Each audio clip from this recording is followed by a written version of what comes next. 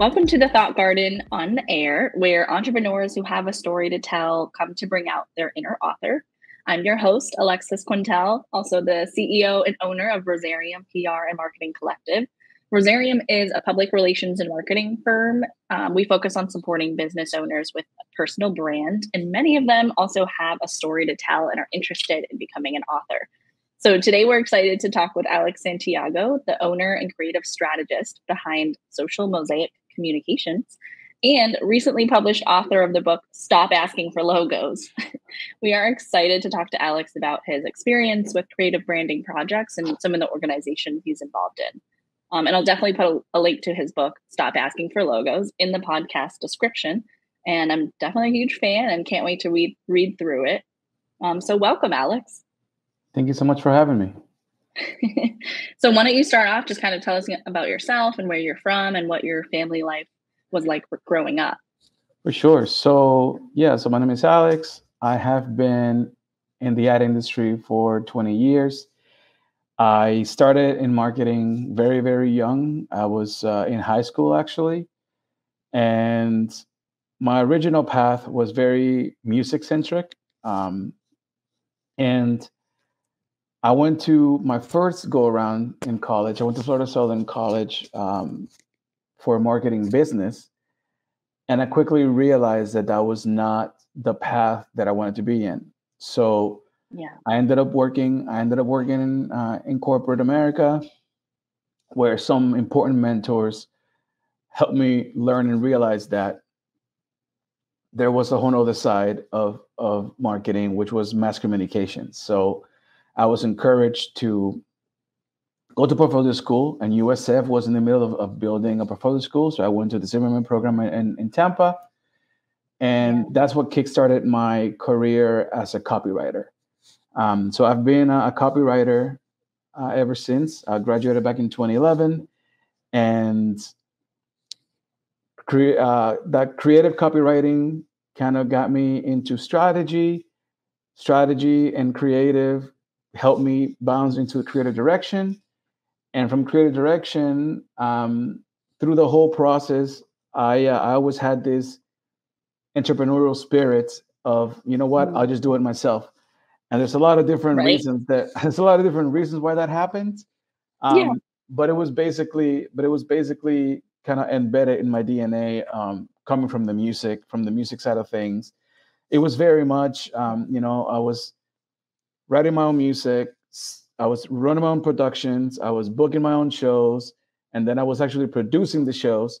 So that spirit kind of like built this world where, you know what, if you don't have an opportunity, build it yourself. And that spirit is what helped me invent this idea of I'll just make my own agency without knowing what that really meant. And it has stayed with me ever since. So the agency concept was born back in 2009 because I honestly couldn't get an internship. Even though I had experience, I couldn't get an internship in an ad agency. So I built my personal portfolio, became my agency portfolio, quote unquote. And that was kind of like the beginnings of it all. And that's where Social Mosaic was born from. And then in 2021, same thing happened with the book that you mentioned. I was very much in this place where people have been telling me for so long, you're such a great teacher. You're such a great teacher. You know, when you hear something so often, you kind of start to like believe in your own hype kind of thing. And I was like, you know what? So I've had this notion of writing a book. You know, some people, again, friends throughout my career have always encouraged me, you should write a book, blah, blah, blah. And I was like, what would that look like? So I had this book in my head for so long. And, you know, I had this outline in my mind for so long that I used to kind of test bits and pieces on social media as micro content, you know, stories and this and that and the other. And then those tests helped me refine my into this book. And I had a wild hair in 2021. I was like, you know what? Do it. And I went on and I did it independently as well. And that took self-published. It was self-published, so that turned into a 2-year project because I had no idea what I was doing, obviously. Yeah. So anyway, so that has been a condensed version. I'm a father of three, been married for 17 years, just celebrated my 17th anniversary. Wow. Just working really hard to try to make it in the ad industry, and now shifting to different things. Right, right. I love that. I love that. I want to hear a little bit more about your story too. Like, did you have a role model or a mentor who kind of impacted you and helped guide you along the For way? sure. So I've had incredibly important people in every step of the way. So the Yeah. person who actually got me into marketing was my high school, Kathleen High School here in Lakeland, Florida. It happened to be a Puerto Rican woman, and I met her, and you had that automatic kind of like island connection, and she Right. just told me, and she was like, "You're going to take my class, and that's it." And I was like, "Okay." Okay. So she's the one who got me into marketing classes. She knew who I worked for. She knew that I was in music. So she was the first person who really like presented this as an option, right? Which in this industry happens very rarely, especially to people of color. Um, so that was like my first person who truly like changed my whole career. Then Yeah. from there, I got into Publix when I was 19 years old, and I was in Publix corporate when I was 19 in the marketing department. I was a bilingual, essentially a bilingual technical writer and translator. And in there was a collection of copywriters who became my absolute true mentors and coaches at the time. They introduced me to copywriting. They let me shadow. They told me what classes to take.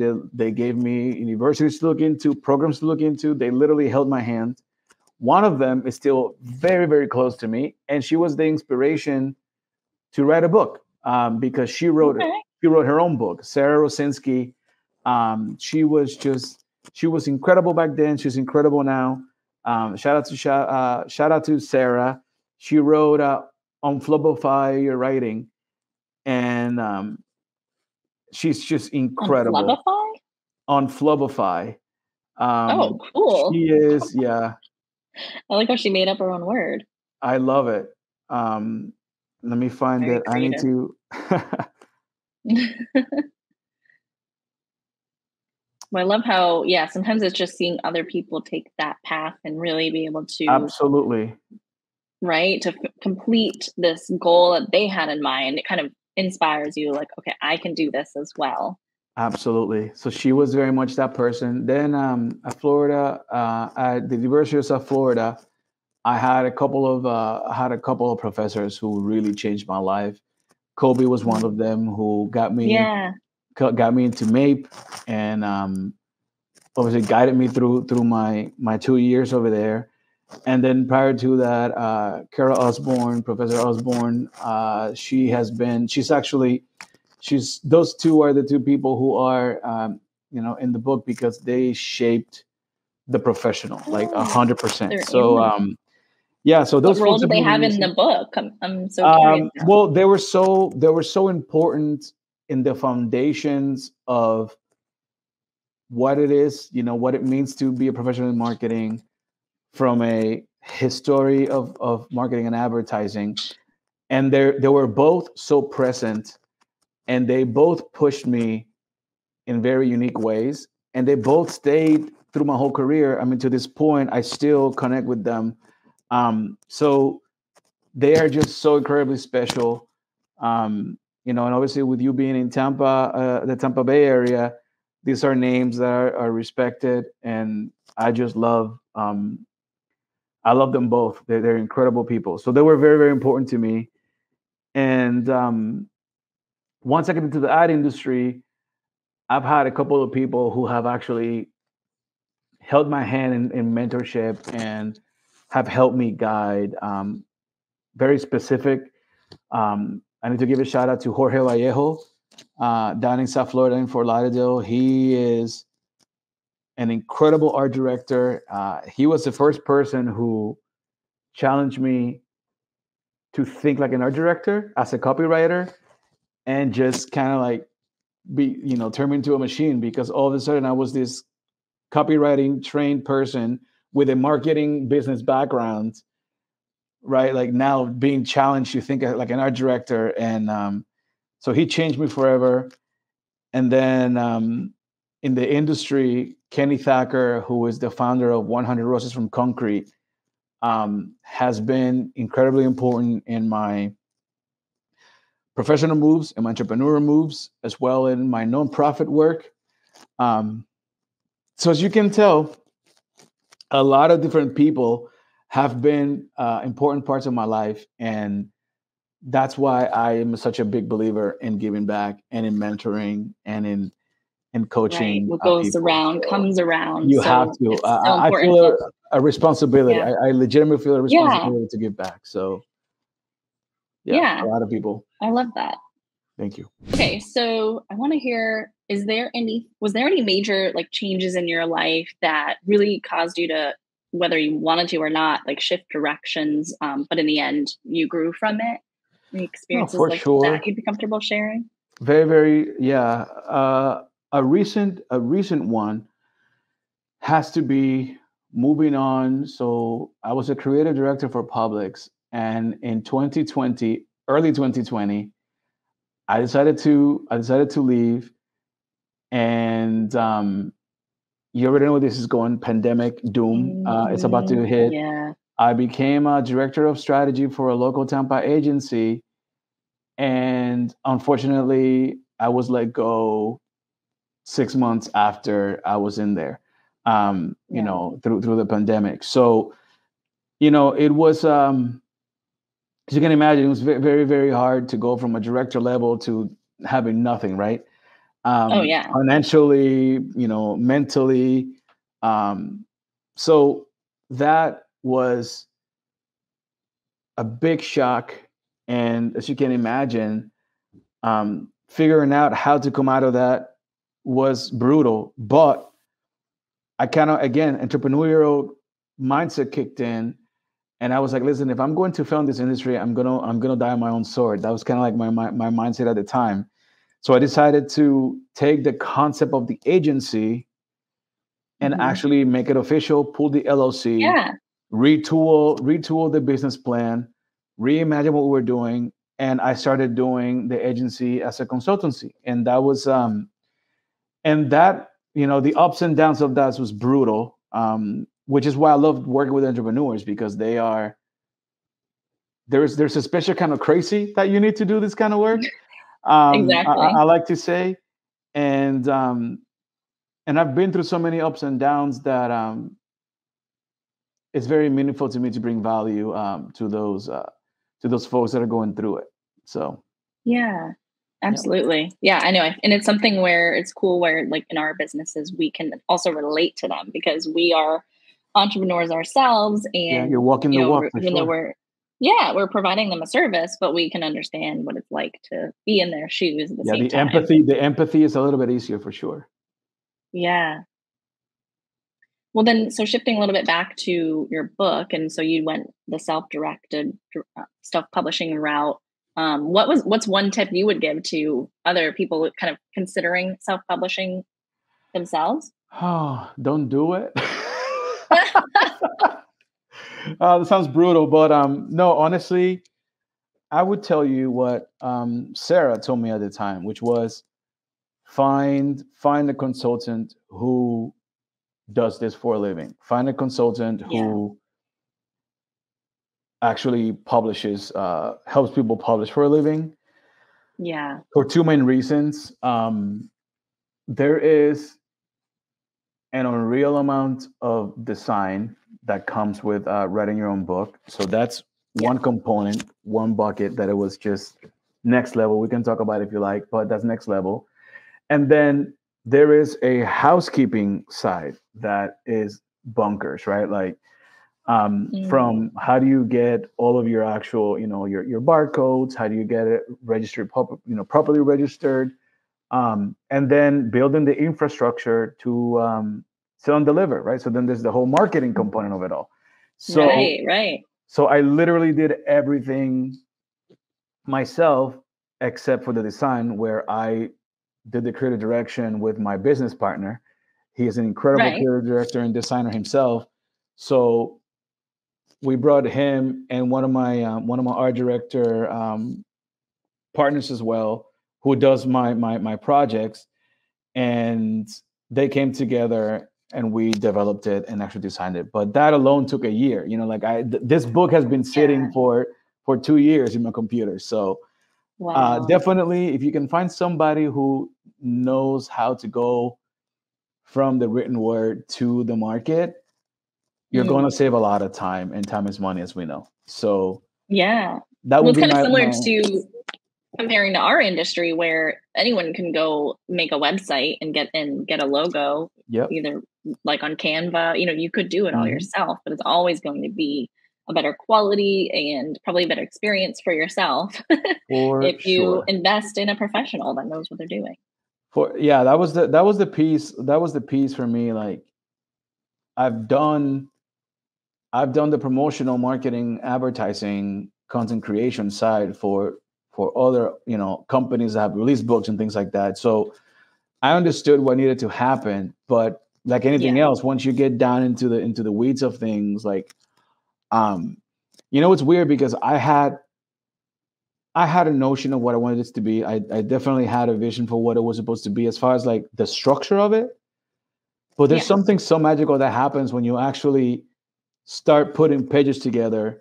And I did this purposefully short. So Okay. and something to speak about too is this is actually two books. The original book was intended for an entrepreneur who has no time, obviously needs some form of clarity, direction, and strategy, which is really what the book was all about. And then in the process, my wife, she has a master's in instructional design, um, she and I started talking about. She's also my business partner, so she and I Oh, started okay. talking about what can they have. Like I always in my mind, an entrepreneur who loves what they're doing, loves their business, has no idea, right? Like has no idea how this works, but likes to, again, like me, likes to sit down and actually work through things. So I wanted to have an actual booklet that they could work with. So Right. she then come in. I did a raw version of the booklet, and then she came in and brought her incredible magic. Which, to be honest with you, I believe in both books, but that booklet by itself, it's incredible. The way that she elevated that work was amazing. So it's actually two books. Yeah. Well, it sounds like you almost turned it into like a lesson plan, like It is something you it could. is a full blown 1,000%. Yep. Yeah, I mean, you could even use that to host workshops or master classes and walk people Which through it kind of I'm step working by on. step. You got Yeah, you know how it I love goes. You know that. how it goes. Yeah. I got the pipeline. I got the pipeline building for sure. Okay. Yeah. So what's your favorite part of your book? Either either version, I guess. So my my favorite part, I think, has been who levitated towards it. To be honest with you, and I know that's a little bit of a cop out answer, Oh, but no, that I has like been my actual favorite part of this of being a self published author. I wrote it for entrepreneurs, right? And the first bit was very nuts and bolts, like stop asking for logos. Then what should you do? What should I do then? Because that was always the conversation. So yeah. I always started with, well, get a business plan and what does that look like? So that part is very important because that was the trend that I saw with all of the small businesses that I work with. They never have Mhm. business plans because they just, right, like they had a vision, I but the mean, they're vision just is trying to take it day always by day, they're literally, trying to well, figure and it the out. thing is like when these folks, like entrepreneurs, are great at envisioning things. So they Mhm. know what the last piece has to be, but what they don't understand is that you need to have certain milestones for other people to catch up and join you in that journey. Mhm. And Right. that's the bit that so that part I knew was going to be nuts and bolts. Then my favorite part of the actual book was essentially my thesis, which was this idea of brand filters. And what does that mean? So I actually introduced a concept of brand filters, which is very much how Social Mosaic Communications builds. And that's how we do our branding work and we do our campaign work in a different way. And it's 100% inspired by my experiences in working for Forbes, top companies, as well as global brands. There were just concepts that I developed aside, in my career, as well as my wife's instructional design mindset to an approach to problem solving. So the concept of brand filters is kind of my thesis, and that's the back end of the book. And I get into it. So I would say that, obviously, selfishly, I guess, like that was my gift to the industry. Yeah. And the book, like the title is very sassy, but that wasn't on purpose. That was a happy accident that happened in one of those social media tests that I was doing. Really? I had it was like in 1 week, I had like the fifth person who came to me and said, "Hey, Alex, can you make me a logo?" And I was so pissed. Like I was just so pissed. And now, mind you, Yeah. we all know it, right? Like we know that's an inside joke for marketing people. Right. But I was so pissed. I just grabbed my phone. I went to an Instagram story, and I just wrote in all caps, "Stop asking for logos." But then check this out. But then my kids' school in middle school had this poster that said, it was like rules to post on social media. It's for teenagers to think about what to post on social media. And it's basically this notion of are you adding any kind of value to anything, right? So I was like, me saying stop asking for logos is gonna sound petty and useless. So then I was like, here's what you should do instead. And I just did 1, 2, 3, 4, 5. Dude, and I was literally just spitballing, because again, I've been doing this for 20 years. I'm just kind of like, these are the things that you should do first. Before you talk to me, you gotta do these things first. And so that sassy moment just blew up the DMs. Honestly, it just basically, so people started messaging me, and I was like, oh shit, there's something here. Yeah. So full circle moment, about a year later, as I'm working on the book, and I'm kind of actually writing, which how I wrote it was also very different. Instead of a Word document, I forced myself to write it on a slide, just because I always envisioned this being a square book, because I wanted, so in Google Slides. Oh, Google Slides. Okay. Yeah, Google Slides. So PowerPoint, whatever. I don't know what depending on your Google generation, Slides, whatever your PowerPoint, Google Slides, Keynote. So I have been working with so many entrepreneurs who have, again, you already said it, right? They're in it. They're just trying to get through the day. Yeah. Attention spans are very short, and their patience is very short, right? So I forced myself to just write in half of a Google slide. Wow. So I was very, no, and that was very much, that was to force me to write. It's like, this is the copywriter, right? Forcing myself to just be super tight. So I've always envisioned this kind of square book, because I was thinking very much of that Instagram, kind of honoring the beginning of an Instagram square. You know what I mean? So that was kind of the inspiration. And again, this is what happens to us. I was already thinking about the design as I'm writing, but as I'm actually putting the pages together and the book is coming together, the original title was going to be something about brand filters, because I was introducing this concept, right? The power of brand filters was a little bit of a code name for it. And stop asking for logos became the obvious, you know what I mean? It's just so good. What's really interesting what's really funny is, so it didn't exist. So I was like, holy shit, that's cool. Oh, pardon me. Right. So it didn't exist. And then what has happened is designers have actually been the one who levitated towards it. Right. And I feel I feel like terrible you're because speaking they to the were not, marketers. yeah, they were not my target audience at all. Like I had business minds, but here's the thing, they Mhm. are business minds, right? Designers, but Right. because they deal with this so much. And this is something I just shared this with somebody before, but in my career, I was always a translator, right? I was this marketing educated person on a creative role, Mhm. right? Yeah. So it makes sense why I ended up being the person kind of authoring briefs because I was speaking both languages. Right.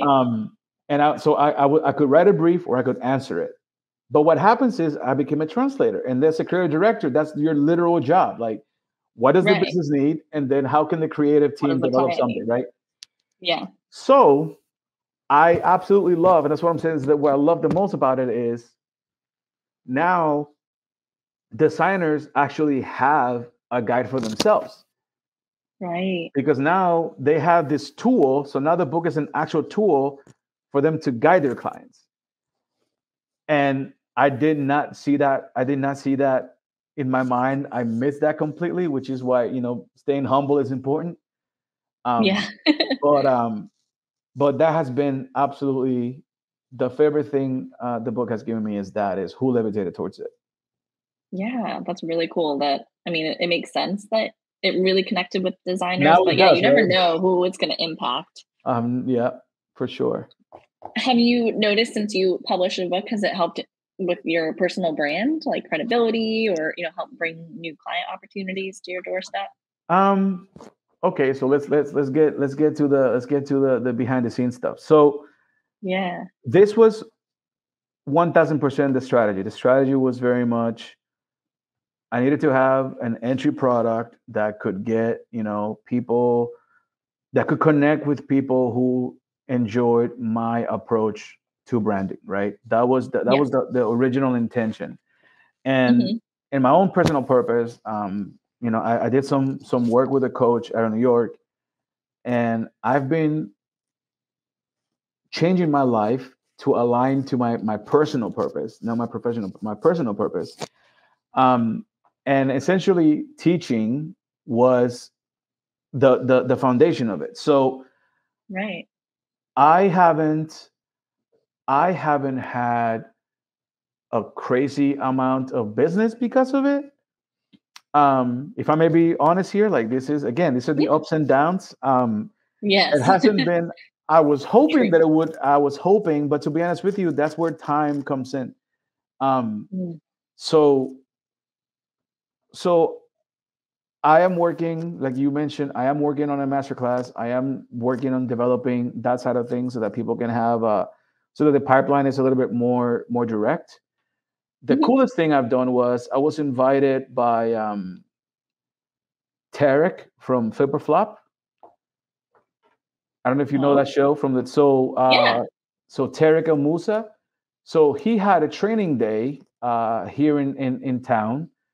My brother-in-law was working with his camp, and I did a special session. I did a special branding session for them. So I would say that's the Wow. most direct because the book exists.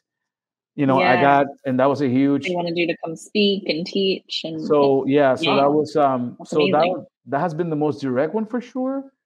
Um, so yeah, I'm patiently waiting. I'm patiently waiting. I hope that this connects with the right people as well. And once you get into it, I hope that people find value in it, and Yeah. it helps long term. I also took a big shift this year as well. So I'm not working the business full time. So that also has a lot to do with it.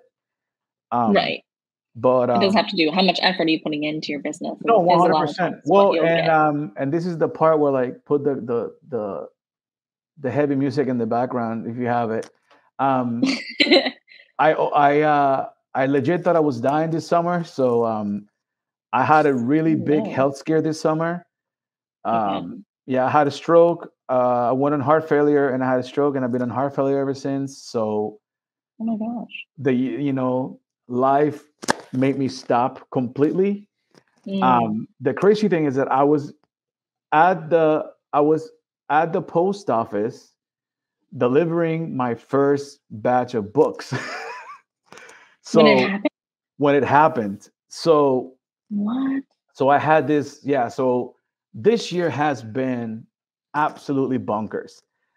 But Yeah. again, you after 2 years leading up to the, I couldn't let it go. So I've been, slowly working with some folks to get it moving again. And we Yeah. sold the first 50. So Oh, great. self-publishing. So we self-published, but we didn't do the Amazon route. We actually self-published and self-printed. So we found a small print shop in North Carolina, I believe. Okay. So Yeah. we printed 50 copies um, of 50 bundles, Okay. and we're officially sold out. So that's Hey, incredible. So that um, was so for me, like that was my first hurdle was, can we move these first 50 units? right, right. So that was amazing. And then about 2 weeks ago, so beginning of December, we ended up releasing the digital interactive version of it. So now we have a Okay. digital PDF and then an interactive PDF for people to actually fill everything up in their machines. Ooh. So yeah. That's really smart. 'Cause, yeah, some people are more Mhm. typers, some are more Yep. handwriters. Yep. I So don't we love got, handwriting, so I can type like so fast. So yeah. that that's amazing. Well, yeah. Remind us again of obviously the book titles. There's no way we could forget that. But where can people find it? Where can people purchase it? So right now, the digital version is the only one available. You can go to stopaskingforlogos.com, Okay. and it's a full e-commerce store. So you go in, and I do have a special code for courtesy of 100 Roses from Concrete. So um, they are we're doing this as a collaboration together. Oh, So cool. Roses 23 is the code for $25 off. So I'm super Okay. excited. Roses 23. Roses 23 is the code. So yeah, so the book is $29.99. The digital version, I did a special launch price of 19.99, and the code gets it down to $4.99. Um, Oh, and that was just, honestly, it's one of those things.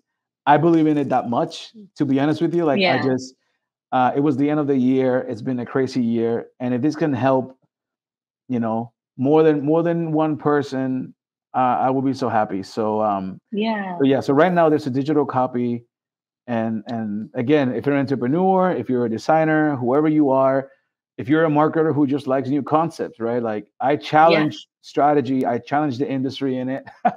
Oh, um, good. I get sassy in it a little bit. Oh, good. I'm excited.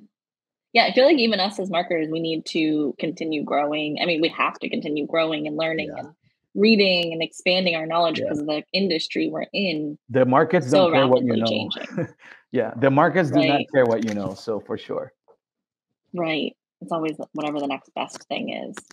Well, right now it's AI. So Right, exactly. It's a um, whole other yeah. conversation. And what's the best place for our audience to find you and connect with you? So I am everywhere under Sosaic, SOSAIC. That is short for Okay. Social Mosaic. Okay. Honestly, LinkedIn and Instagram are the most active, I would say. Yeah. So I'm Okay. always I'm always sharing my thoughts and always sharing opportunities, whether it's jobs or mentoring opportunities. You can find me, just Google Sosaic, Yeah. SOSAIC, and Okay. you'll find me everywhere there. Well, perfect. Well, thank you so much for joining us, and we wish Thank you the you for best having on me. your exciting journey. And so, with that, it's time to turn the page on another episode of Thought Garden on the Air. We'll plug all this information in the show notes. If you have any questions about becoming an author, marketing your book, or if you're interested in coming on the show, sharing your own story, definitely connect with me at rosarium.work on all social platforms. Would love to hear from you. Thanks for listening today. We look forward to seeing you on our next segment of the Authors on the Air radio show. Have a great day, everyone.